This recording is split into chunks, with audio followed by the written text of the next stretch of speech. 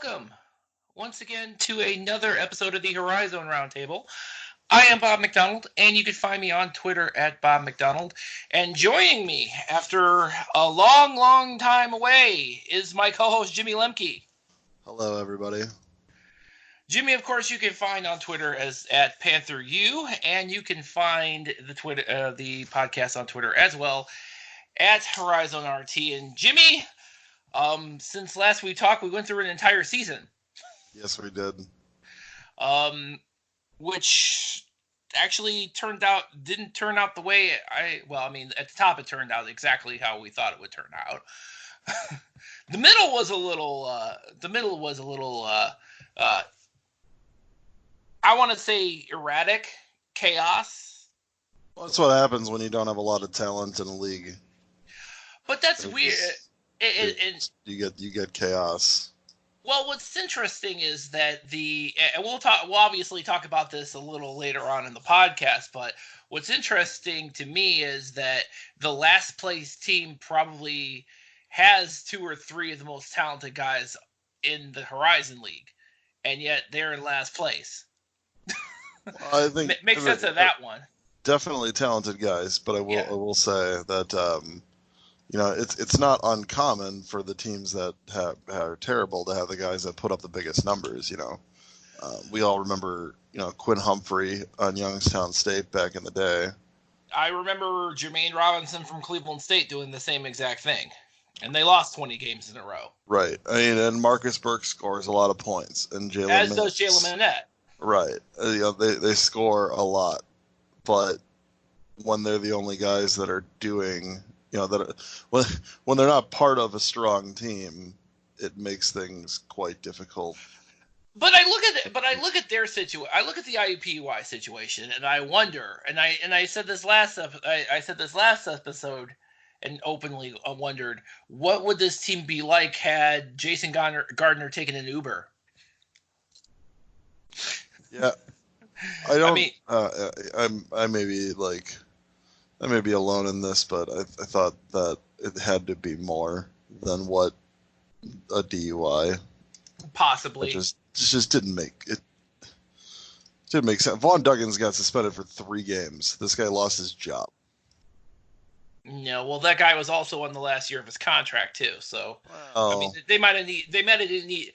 I mean, they could have used it. I mean, if you're talking contractual from a contractual standpoint, yeah, theoretically, yes, that could be the case. I don't know. We'll never. The bottom line is, just like everything else in the Horizon League, we'll never know the full story unless somebody gets sued. Like Dennis Felton sued Cleveland State. Oh God. I haven't had a chance to listen to your podcast breaking everything down on that, so. Oh, it's a shit show. Still coming at kind of a loss. It's everything we expected from Dennis Felton and more. Long story short, dude's just trying to get the bag. Good luck with that, buddy. So did he so he must have had a clause in his contract for early termination that like a lesser amount, correct? $1 million, except that's not what he's looking for. He's looking for way more than that.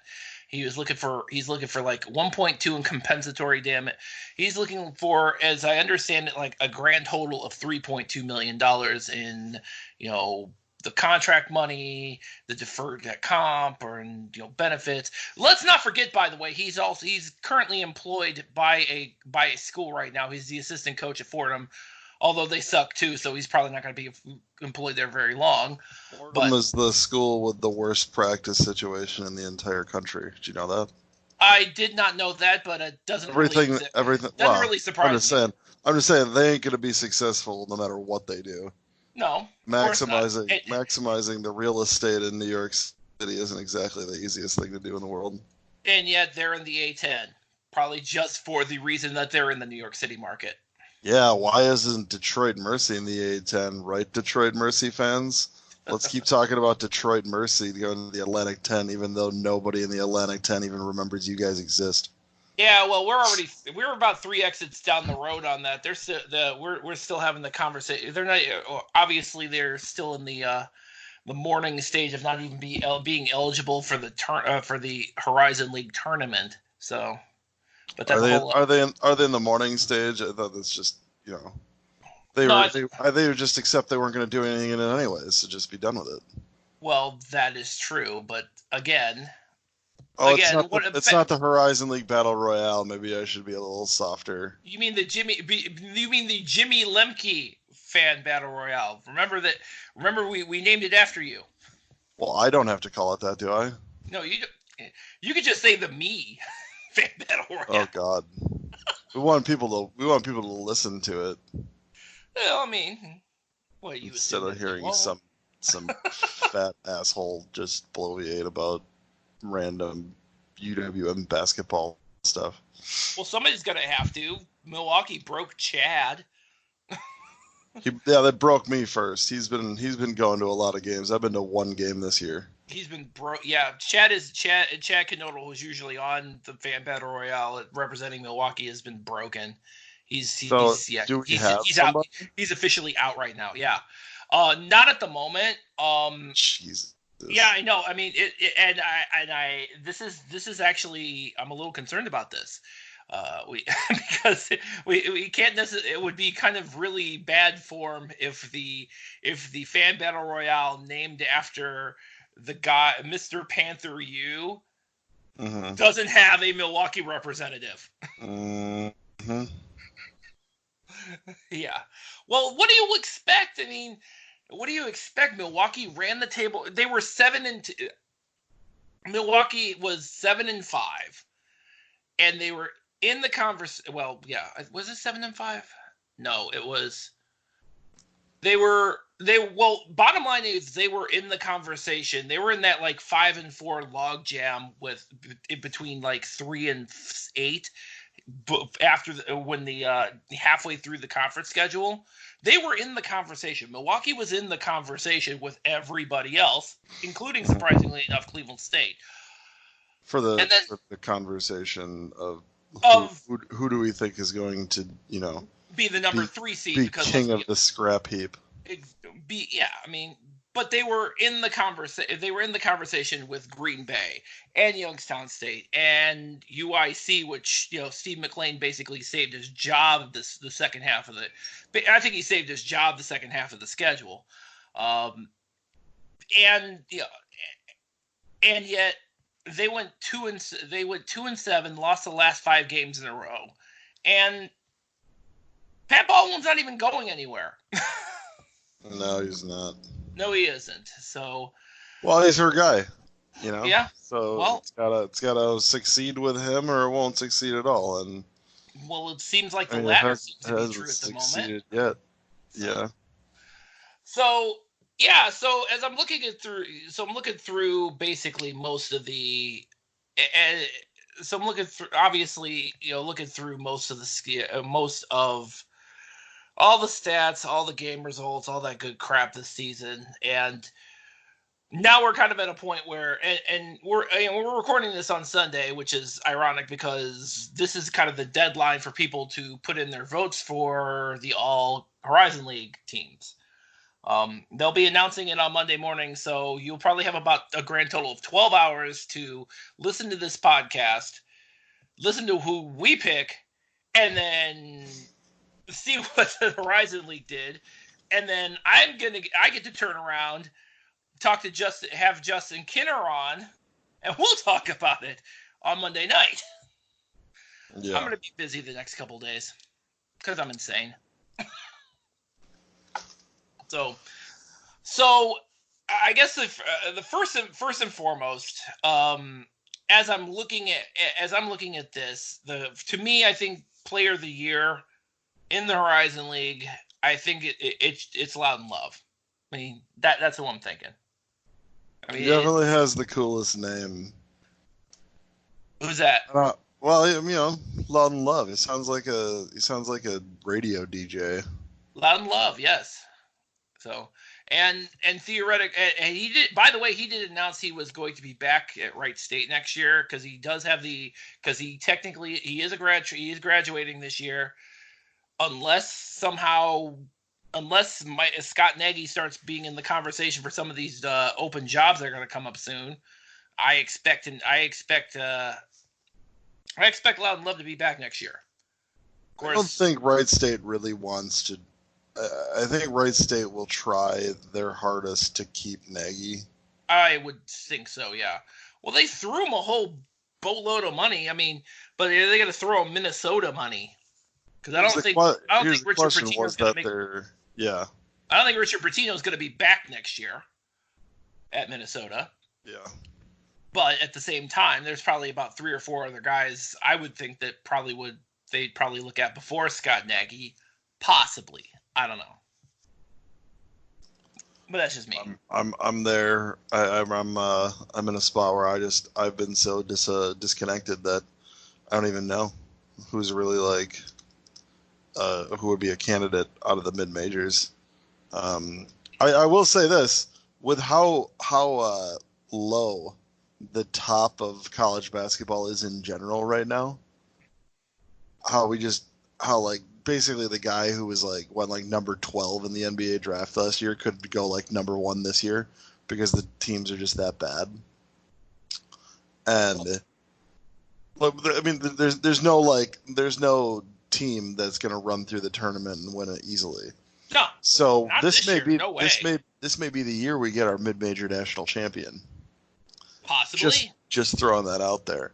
And yeah, I'm including Mountain West teams. I don't care what they say about how great they are or whatever.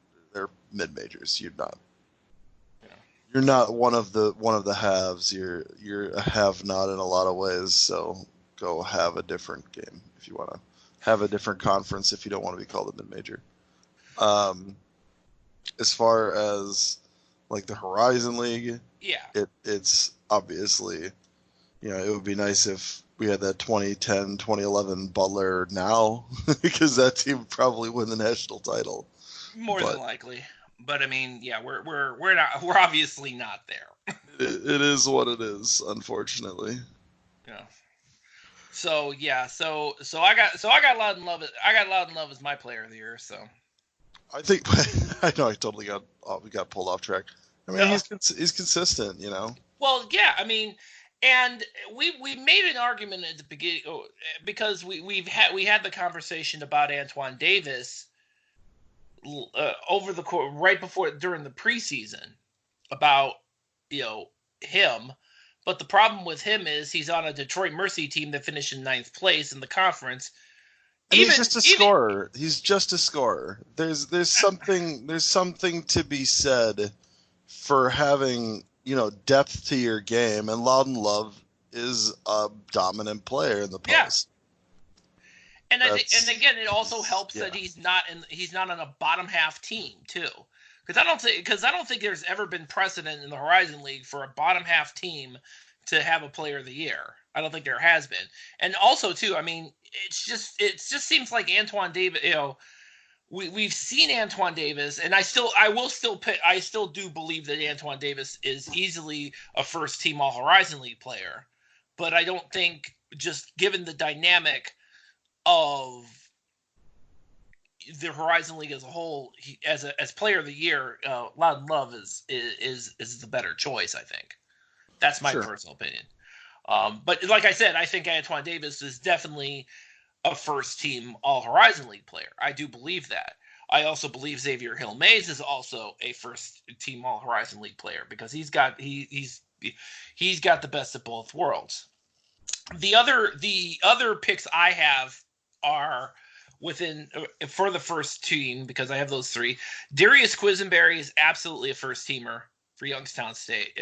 With Youngstown State, I think he's a first team. When Youngstown State is 10-8 in the conference, you have to figure out a way to put somebody on the team. And the nice thing is that the Quisenberry is there. He's got a good. He's like set. Was he scoring 18 points a game or something like that? He's a prolific scorer. I mean, Darius Quisenberry has single-handedly won games for them. He's also one of the top assist guys in the league. He is indeed. He's got four. He's got. When I'm just and again, I'm actually just looking at Horizon League only because, I mean, if we're being honest here, the non-conference was just a dumpster fire for everyone. If you're looking at specifically the Horizon League itself, Darius Quisenberry averages almost five assists a game. He's absolutely he's absolutely that guy. So you could definitely He he's is not. that guy. Well, yeah, and he well, Yeah. yeah, but he with Quisenberry in that lineup for Youngstown State. And remember, he's only a sophomore too, so you're going to see him for another couple years more than likely. And you Youngstown State, make sure he doesn't graduate for a couple of years. make sure to Isn't that screwed up? a little bit.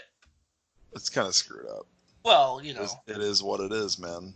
Welcome to the NCAA basketball in the year of our Lord 2020. In the year of our Lord. Yeah, awesome. That's what we're gonna do. But yeah, as far as I think Darius Quisenberry absolutely first teamer. So as far as the other two spots I had, so Antoine Davis, Loudon Love, Darius Quisenberry, Xavier Hill-Mays. For my fifth spot, I would put Tyler Sharp from Northern Kentucky. Sure. And I think I base that on the fact he's pretty much been the most consistent guy, the most prolific guy on a Northern Kentucky team that has, for stretches of the season, been without Dantez Walton, been without Jalen Tate. Two guys, if they were healthy the whole entire year, you can make arguments for being first teamers easily. Not Xavier Hill-Mays. Oh, I already said Xavier Hill-Mays. Oh, I missed that one. Sorry. Yeah, he's in. So yeah, my picks are Love, Davis, Darius Quisenberry, Xavier Hill-Mays, and Tyler Sharp. So those are my first teamers. All right. So, as far as the second team is concerned, this is where I would put a Jaquan McLeod, because he's been he's been amazing for Green Bay this year. I know you're broken up about that because he could have been amazing for Milwaukee, but he wasn't. It is what it is. It is indeed. I said my piece on that shit many years ago. Yes. I would put Marcus Burke on this as well. Both Marcus Burke and Jalen Minette, I would have as second teamers as well. You can't. I mean, I understand that IUPUI is horrible. Ooey Pooey, which, by the way, as my wife said, Ooey Pooey sounds like a Chinese dish, I believe. It is a Chinese dish. Yeah. Don't know what it is. you don't know what it is, but it's not really gonna. It sounds good. It probably. Anyway. So it sounds okay. I mean, it's got some nice. Fine. It's got some good ingredients, but at the end of the day, it's just not good. So I had something, by the way, that was pretty amazing. What's that? I had something called bibim rice last week. Did you know? Oh, yes. So we have in my corner of Milwaukee County, particularly the Hales corners, we have a ramen place that came up on 100 over here, and so it's like $10 for my house. Yeah, and it's called bibim rice, and it came out, and it was a whole bunch of stuff. Yeah, and it was all indifferent, so I mixed the shit out of it, and then she gave me this like squirt bottle of what I thought was like sriracha, which I've never had before, but it turns out it's something else. Yeah. And I squeezed the crap out of that on that, and it was incredible. Yeah. And I didn't finish it, which is... Wow. I did really? not finish it. I didn't take any of it home because it looked like something that heated up would be gross. Yeah. So I didn't bring my leftovers, but it was pretty excellent. So yeah. I will say, if you're looking to expand your horizons, guys, get you some bibim rice. Yes. You know what? And I've actually had that before because it's actually a Korean dish. and it's actually really good. And I'm actually, now that I live in Valpo, I'm a little bummed by the fact I do not live near a Korean place that offers Korean cuisine. So this is, yeah, I'm a little bummed about that one. So that's okay. You'll be fine. Anyway, we're talking about the important stuff on the Horizon League podcast, the Horizon Roundtable guys. So I really wish I would be able to get to the. I had everything planned. I have my time blocked off to get to the Horizon League tournament, but I can't actually get there because I have other family stuff now. That just kind of takes precedent. That's okay. Yeah, that's okay. We got Kyle Craven who's gonna hold it down for us at the tournament. So I mean, I'll definitely call in because where I am, I'll be able to not like be sitting there all the time. Like I can do other stuff, but yeah, I'm not going to be able to actually like participate. Yeah, that's a bummer too. That's okay. I've already got it blocked off for next year too. My boss is like, "You gonna take that weekend next year?" And I'm like, "Yeah, why wouldn't I?" He's like, "There you go. You usually don't request off for time or take vacation time until it's like 2 weeks, and you're apologizing to me for saying it so late." Like, I'm trying to be prepared. Oh yeah, so you're for sure. Yeah, so I'll keep that in mind for next year. 2021, if my heart doesn't give out by then, there's nothing wrong with my heart. I think you should be fine. So, oh god, where was I? Oh god, second team, All Horizon League. Forgot about that. So Eichelberger. Al Eichel. Oh man, I really want to put him. Al Eichelberger. I really want to put him on the second team, but I just can't. I like Eichelberger. I do too. Efficient. He's an efficient scorer. I know this, and he does get something. It's okay.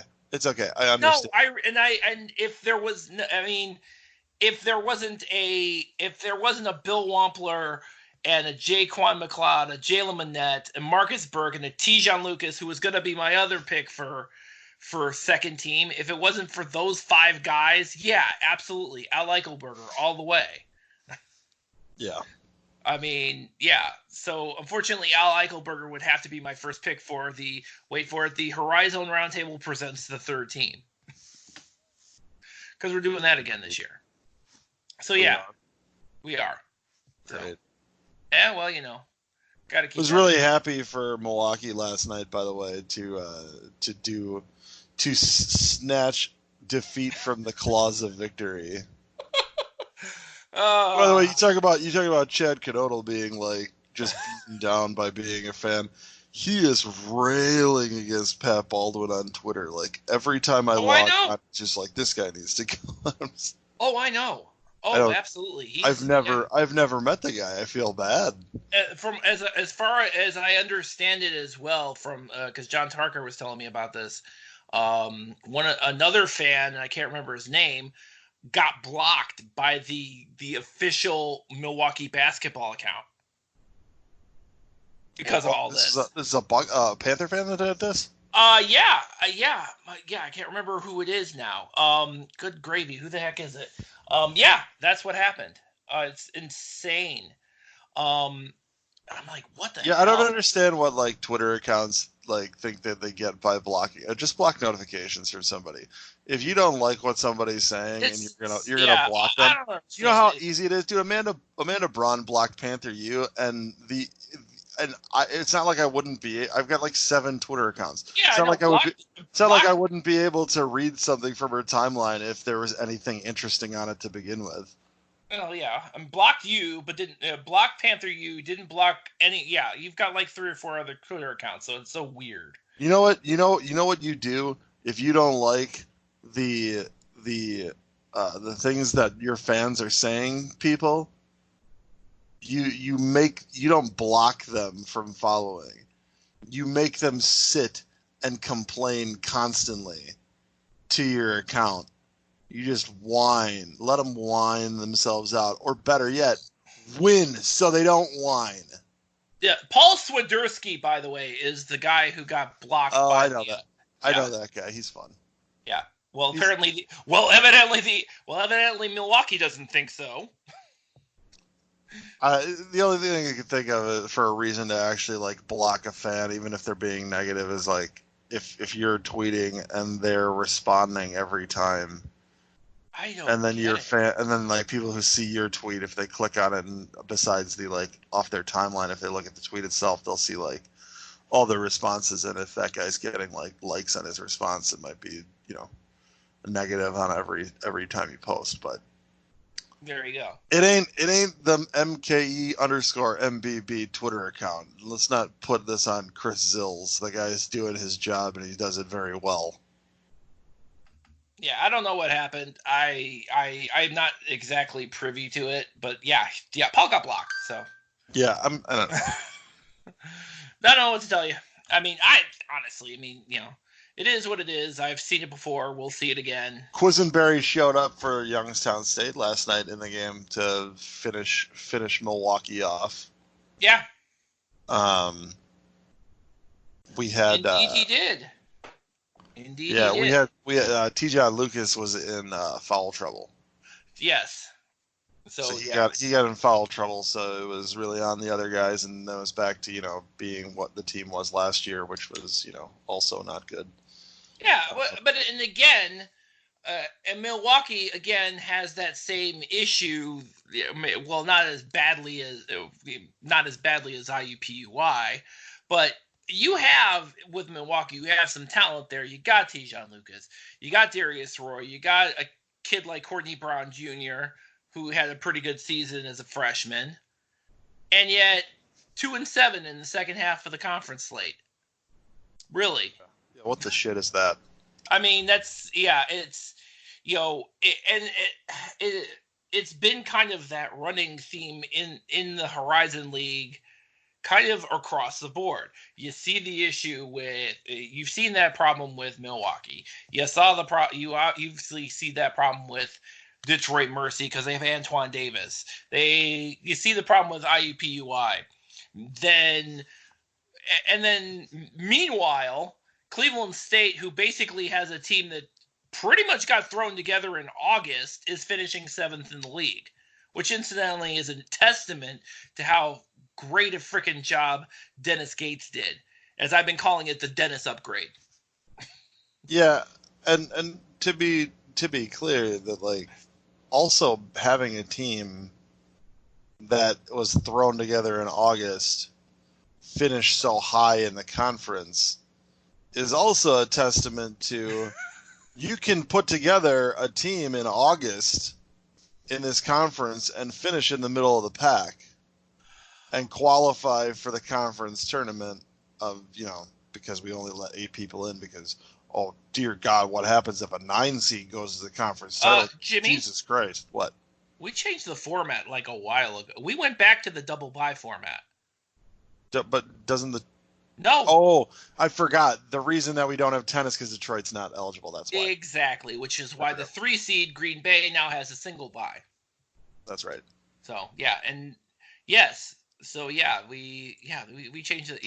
Yeah, they got back to the double bye in the first. I apologize. I forgot that we did that. Thank you. Yeah, we did do this. In any case, my point goes back to, is this let's definitely give Dennis Gates and Cleveland State all the credit in the world for being able to finish 7th just by coming together and in the middle of August. But also, let's shit on every team that finished 8th, 9th, and 10th, as well as the teams that finished around 7th, because you're going to do about as good as a team that was put together in August. Honestly, there's about 2 games. Well, this comes back to my point that the conference is shit, I guess is what I'm saying. So, there's kind of a divide between 5 and 6 because you have at the top, obviously, Wright State, Northern Kentucky. So, Wright State, Northern Kentucky, 15-3, 13-5, and then you have Green Bay finished 11-7.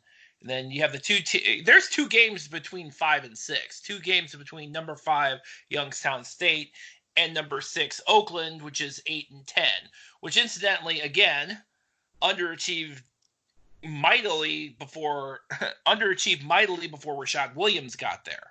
before Rashad Williams was officially finally allowed to start playing. Yeah. And then once he started playing, they did considerably better. But there's a 2-game gap between number 5 and number. There is actually this season. There is a clear and prominent, to me at least, a prominent divide between the top half of the conference and the bottom half of the conference.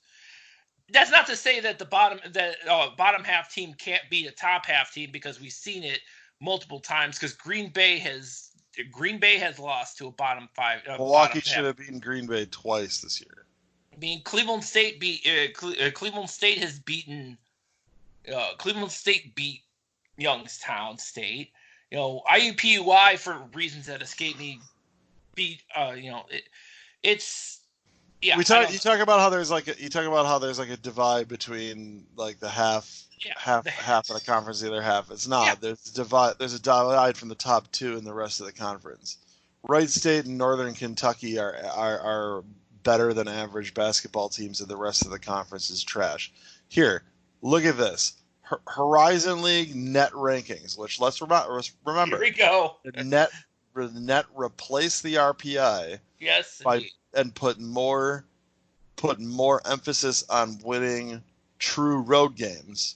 Yeah. And the reason for that was to basically make sure that a team who is finishing, a team who is in a conference like the Horizon League actually gets, where they have to go out and win games on the road in the non-conference, that they get the advantage of, they get the support for doing that. And also to stop terrible programs like Syracuse from going around and just scheduling victories in their own town, or we'll play a road game. We'll play you in your state, but we're gonna play like 200 miles away from your home. Yeah, like that, to stop that shit. So the point is, it made things better for mid majors, and here we are with the Horizon League. The latest net rankings put the number 1 team in the Horizon League, Wright State University, the Raiders. You know what they are? 120 in the net. 120. Yeah, I know they are. Then Northern Kentucky, which, by the way, let me remind you, I put the division of good and bad after them. Yeah. They're 154. Yeah. In the net ranking. Yeah. None of these are a surprise shouldn't be a surprise to anybody. I mean, I think the lamenting about how bad the Horizon League has kind of been a weekly thing for us. So it's not like, you're not really, but you're absolutely right. You're absolutely right. But it's, it is what it is, man. And that's kind of like I said, I was saying, Rob Jeter got fired finishing 173 in the RPI. Yeah. We got a guy who's finishing 19 ahead of that. I mean, I realize that he's new. It's not Brannon. But, this guy's finishing second. Yeah. In the conference with 154 RPI, or, net ranking. Yes. I want people to not be happy with where they are. It's great to win conference titles and everything, but let's make this conference better, for crying out loud. There's nothing. There's more basketball talent floating around than there's ever been. Yes. Our teams are not getting that talent, and it'll only get more talented over time. Well, see, more parents that's where that I hold kind their of kids disagree out with of you. football. That's where I disagree with you, because I think, again, when I look at the talent within the Horizon League, and the fact that these are teams that are just not getting it done. Yeah. And you see that, and we're going to have this issue again next year, because we're bringing in Fort Wayne. And IUPUI could very well lose half of the people because they've got 6 guys who could easily grad transfer out. And because Byron Rim is not going to be the coach next year. It's going to be somebody new. So theoretically, so a guy like Marcus Burke is probably not going to be around. It's a good chance Marcus Burke isn't going to be around next year. Just get excited for Fort Wayne finishing sitting 279 in the net ranking right now. Just get excited, guys. Horizon League basketball, it's where it's at. Oh, yeah, I know. This is where, but it is. I mean, that brings me to what needs to happen then? I mean, the same stuff that Mark Adams has been talking about for years. Yeah, you need to get better. You need to get better coaches that can recruit better players. Sorry, but you to survive, you have to eat, and we're not eating. These programs are starving for success, and it's not because the Horizon League is so great that it's just whopping everybody and they're just not able to survive a difficult conference and get through. There are times where we had good teams that could win games in the NCAA tournament that didn't even get to the NIT because the conference's RPI was struck by strength of schedule. It's not strength of schedule anymore. The teams just aren't that good. They're just not that good. So we're in this just awful spot of having to get excited when a team that could have finished third or fourth 10 years ago, 10 years ago was 2010, so maybe fourth or fifth, going to represent the Horizon League as a 15, 16 seed. We have to do better. The coaches have to get better players, and the conference has to figure out how to make better conferences. How do you fix the scheduling problem? We all know the results. We just don't see the result. We know the solutions. We just don't see the results. There's nothing that's showing that. Oh yeah, we're able to really fix what ails us with what we've got right now. We're not there. The conference is it's fallen, and it hasn't gotten back up, and we're getting the challenge with the Summit League, right? Yeah, that's correct. Yes. The Summit League, which has 3 teams that are better than our second best team. Great. But that's just part of it. You have to have a comprehensive fix. And that comprehensive fix to make sure that basketball is good, because let's be honest, basketball is the only sport that matters. I'm sorry, I love baseball and I love soccer, but you don't move the needle, guys. We need to be able to succeed, and we can't succeed the way that the conference is at. It's hard to get excited about this. So of course, guys like Paul Swiderski are going to end up getting blocked because they're trashing the team. We had an athletic director that told us we weren't finishing in the top 3 of the conference every year. We weren't finishing in the top 100 of the RPI, so it was time to make a move. That was the benchmark that she set, and we haven't come close to that shit ever since. So I mean, and Milwaukee as a whole. Yeah, Milwaukee. We're not the only team. Detroit Mercy, are they doing anything? If it weren't for Antoine Davis, would they win 4 or 5 games this entire season? No. Right. How do they have Antoine Davis? Because Mike Davis is there. Because Mike Davis is the coach. 304 in the RPIs, or the net. Surprisingly, IUPUI, which has a couple talented players, is even worse. Milwaukee's not going anywhere. Youngstown State is celebrating finishing 10-8 in the conference. They're fucking 232 in the net ranking. They're popping champagne bottles over there because their program's never been anything but shit. Does McLean keep his job going 14-16 this season? Yeah. Amazingly. Yeah, he probably... And that's my point. We have no fucking standards in this conference. Pat Baldwin's going to be coach for the next 5 years at Milwaukee, And even if he does get fired, Amanda Braun's gonna be like, "Oh, I'm just gonna go hire the next guy because I got the next guy." Sure, just keep turning the wheels. And administrations at these schools don't give a shit either. If you told me that Amanda Braun was going to be the athletic director of Milwaukee in 2035, I'd be like, yeah, of course. Why wouldn't she be? Probably. Because they don't give a shit about their program, whatever. I get that you don't like give a shit about the program, but at least pretend you do. Because that program represents an opportunity for you to fundraise a shitload of money. And they just don't use any of it. It's a total joke. I'm All Mr. right. Happy Fun Guy today. You think? I guess this is the part where I kind of go into my counterpoint, but I really don't want to fucking do that today. Because you don't have a counterpoint because you agree with me. No, I really don't. I especially first of all, not on the Youngstown State thing. I know you've been bitching about Youngstown State being an anchor of this conference for the last 20 years. They're not an anchor this year or the last. And they're not going to be next year either. Not with guys like Nas Bohannon, who by the way was going to be also on my third team pick, and Darius Quisenberry. I'm not saying I don't see that. I see Cleveland State anymore. I see Cleveland State that doesn't, actually finally actively gives a shit.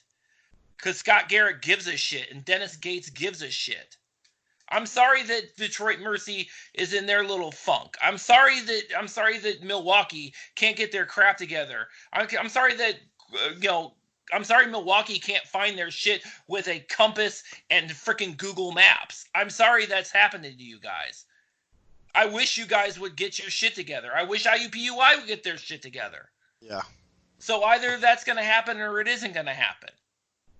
But the fact that I'm sorry that John Brandon left for Cincinnati and took Gris Vogt with him. Oh, hey, it doesn't matter because Northern Kentucky is still the second best team in the conference. And maybe Northern Kentucky reloads instead of restarts, which they will probably do. And that's great for them. As will Wright State. But I will point out, I'm not advocating for Youngstown State to be kicked out of the conference anymore because Youngstown State fits this. I knew you wouldn't. Youngstown State fits this conference now. My problem isn't that we have Youngstown State. My problem is that your problem is the conference as a whole. My problem is that our standards have fallen to the point where Youngstown State fits the conference. They were a boil on the ass of this conference for 15 years. And now they're not. Because the whole body is filled with sickening boils. And the only way to fix it is to lance it and let the crap out. But nobody's willing to do that shit. So this conference is just we're gonna be talking about this conference that doesn't do anything anymore. Yes, and I'm gonna the only time we get. Yeah. That's where I'm at. Because spinning our wheels. That's what I do. That's what we do every week on HorizonRoundtable.com and where podcasts are available. I'm done expecting anything great, anything to be better. Used to have those dreams like, hey, we beat Butler twice in a year, and won the conference in a year that they went to national title games. Just to be clear, I'm infinitely more optimistic about the prospect of the conference than you are. I'm just kind of throwing that out there. Well, I think that's obvious. I mean, yeah. But they don't have standards. Gardner doesn't get fired because IUPUI sucks. Gardner gets fired because he has a DUI. And I'm not saying that Gardner should have been fired for the performance of the team specifically, but my point is that you have to really suck to get fired. Amanda Braun said we're holding the program to a higher standard. Okay. Program to a higher standard, but are you really? She got a directive from the administration when she came in. Figure out how to fire this guy, get rid of him, because they didn't want to spend the money to keep him around, and she didn't realize that they were doing that. She didn't realize, she was too stupid to realize that they were trying to stop him from collecting the paycheck, not because they wanted a better team, but because they just didn't want to spend as much money on a team. Well, sounds like yeah, I don't know what to say on that one, man. Nothing I probably haven't said before. Well, the Horizon League tournament is going to be exciting as hell, because one of the things what you get with parity is you get a conference tournament that should be fun. So I look forward to all the buzzer beaters, and I look forward to all the people going crazy. And by all the people, I mean all of the people that like the schools brought them with themselves to come check out the games, because it's obvious that like the fan bases aren't going to be going. What fan base? I had the game on because I had to be at home last night. I had the game on and I was watching, and it reminded me of the Cleveland State games from back in the day. Yeah. Where it would be like Durda and Phil, and you would be sitting somewhere.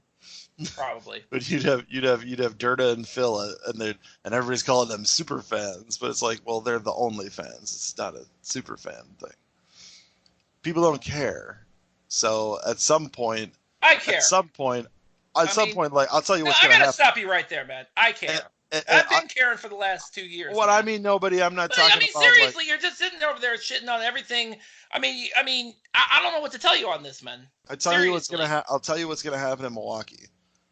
At a point when things do not get any better for the next, call it, 5 years. Yeah. At a point, there's going to be a conversation that's going to happen between people of importance, people who have control over things, who will have a conversation about whether or not we should have an athletics program. And then you become John Durda. I'm just saying that's what. I'm just saying. At this point in time last year. And thank God nobody listened to his ass. Yeah.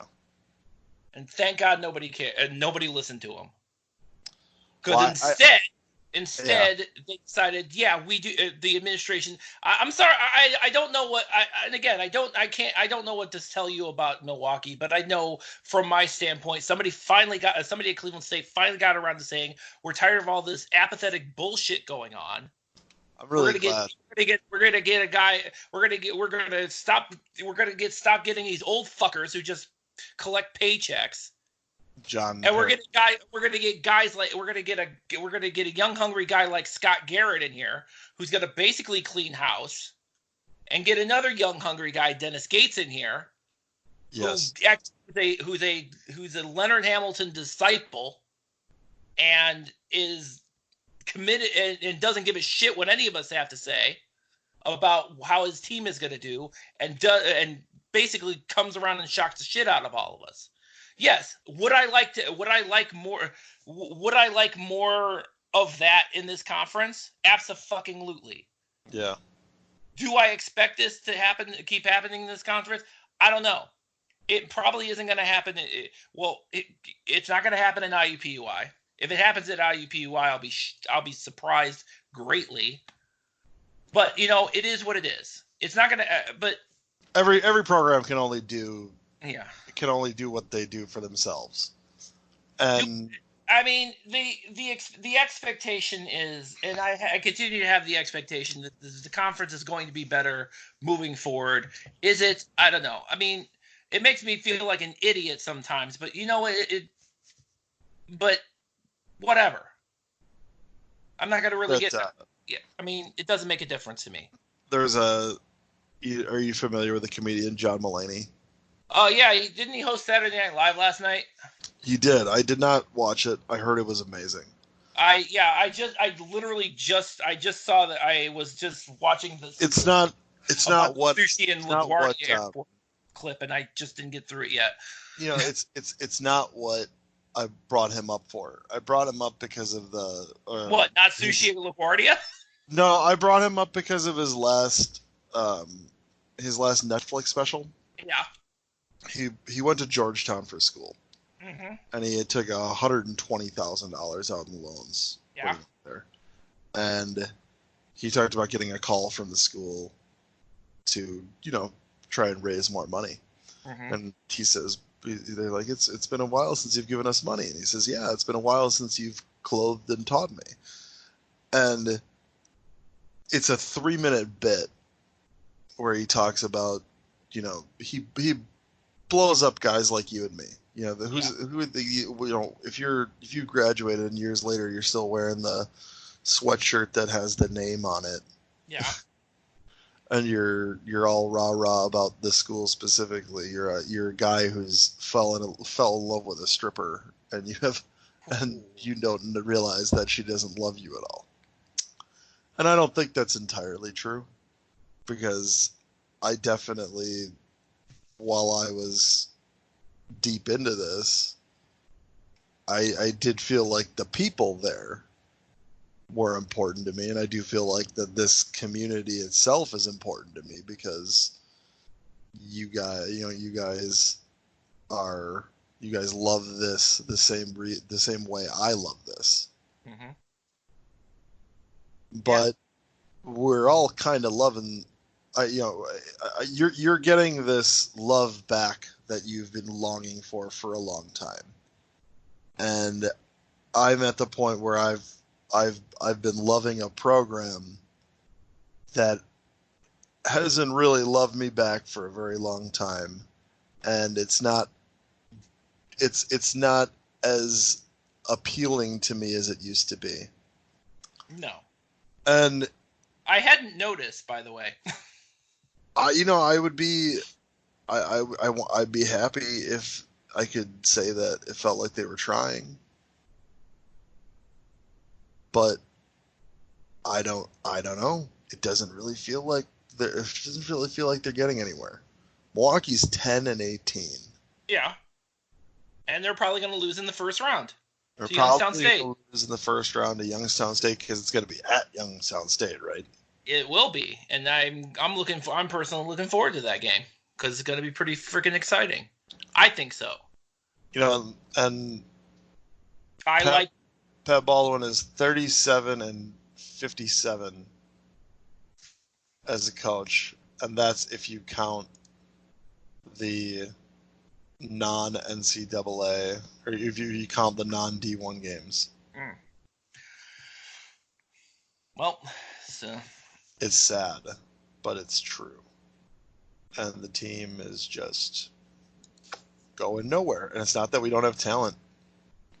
Darius Roy, Tijon Lucas are talented guys. They are. DeAndre Ibram is talented when he wants to be. And again, going back to my original conjecture of there are teams in this conference that have the talent and just haven't gotten it together. Milwaukee is absolutely one of them, without a doubt. You don't go. I mean, you can't go 2-7 in the second half of the conference schedule with the group of guys they have and not ask some questions. And from what it sounds like, and it doesn't sound like that's good. Those are questions that are going to even be asked at Milwaukee. They're just going to, turn the blind eye and say, okay, that's the end of it. So, yeah. Will that actually happen in other places? I don't know. But that's not mine to decide. And oh shoot, we got through this entire podcast. I don't think we actually have a third team. I don't even know who the hell we put on there. Here, I'll give you the third team right now. Yeah. All right. Eichelberger, because you didn't want him on the second team. It's not that I didn't want him on the second team. There are too many good guys on the second. There are just too many guys for him. Do we put Tarkus Ferguson on the second team? We did not. Tarkus Ferguson, third team. Yes. Let's put what about Naz Bohannon? Absolutely, Naz Bohannon. Absolutely. Naz Bohannon. Actually, I did include him on there already. Oh, and he's already in the second. I put Darius Roy on there too. So Eichelberger, second team or third team? Third. So okay. Yeah, so we got Darius Roy, Al Eichelberger, Naz Bohannon, Tarkus Ferguson, Jalen Tate. The problem with Jalen Tate, I don't think he played enough games. He didn't come back until about 4 or 5 games into the conference. That was the problem with putting Dantes Walton or Dantes Walton and Jalen Tate played 17 conference games. Okay. Averaged 14.3 points per game, averaged 5.4 rebounds per game, averaged 3.1 assists a game. I would put Amari Davis on the third team before him. Because Amari Davis is absolutely going to be freshman of the year. But here, so Jalen Tate. So Amari Davis is ninth in score. So just conference games, because you were talking about just 2 conference That's games. correct, yeah. Amari Davis is ninth in scoring at 16 points a game. Well, 15.8. Jalen Tate's 14.3. So Amari Davis scores 1.3 points per game more. Yeah. Jalen Tate is top 20 in rebounding at 5.4 rebounds a game. Amari Davis doesn't show up there. Yeah. In assists, Tate's number 11 with 3.1. Amari Davis doesn't show up there. Field goal percentage, Amari Davis is 479 in field goal percentage. Jalen Tate, that's fifth in the conference. Jalen Tate is 481, fourth in the conference. So what I'm seeing is that I've got a really more well-rounded guy over somebody with a little more scoring. So that's what I would. I would probably. Yeah. I mean, I could make the argument there. Yeah, I think that's where we kind of divide, mostly because I think I really do think. I think just because I don't know. I mean, I think Amari Davis is pretty good defensively. If you want to go with that, and that's kind of where I think his advantage over Jalen Tate for the third team would be. That's where I'm coming from. Is that defensively, I think Amari Davis, based on that, I think that's what puts him over the top there. That and the fact that Amari Davis had the opportunity to play the whole season, whereas Jalen Tate was kind of out for the last half. But if you're judging it by just conference games, Jalen Tate played in all but one conference game. But Amari Davis is a better defender. Jalen Tate is number 2 in the league in steals. Boom! Mic drop! I just want to... He actually is. He's got 1.82 steals a game. So defensively, he's pretty damn good. Good Lord. It's okay. Well, by that point, by that logic, you could probably also make the argument for Grant Weatherford too, who has 1.7. Well, also Grant Weatherford. Why wouldn't we give a guy who's on a bad? Why wouldn't we give Antoine Davis Player of the Year? Because he's on a bad team. Grant Weatherford, bad team. Grant Weatherford, bad team. Yeah, ooey pooey. All right. Well, I think we should cut it at there. You think? I'm glad that I was actually able to stick around for the whole time. I'm kind of surprised myself. I thought we were gonna. Yeah. So yeah, Jimmy, it's good to have you back on again. And it's glad to have you back on. Hopefully, the next time you're on, we'll. Never mind. I know. Look forward to having you on in the future, obviously. But yeah, obviously you follow him on the path through you, as you've always been able to do since nearly the beginning of time, I believe. Yeah. Yeah. So, or you could also follow me at my other Twitter account at Real Donald Trump. Jesus. All right. That's gonna close it out. That's not a political thing. I just thought it would be funny. Yeah. You can obviously find all episodes of the Horizon Roundtable at horizonroundtable.com. You can find us wherever you find podcasts or your Amazon or Google devices. And like I said, Jimmy, you're just the first of 2 episodes this week, because next episode we're gonna have Justin Kinner on, so that's gonna be great. So that's gonna do it for us, guys, and thank you all for listening. Take care.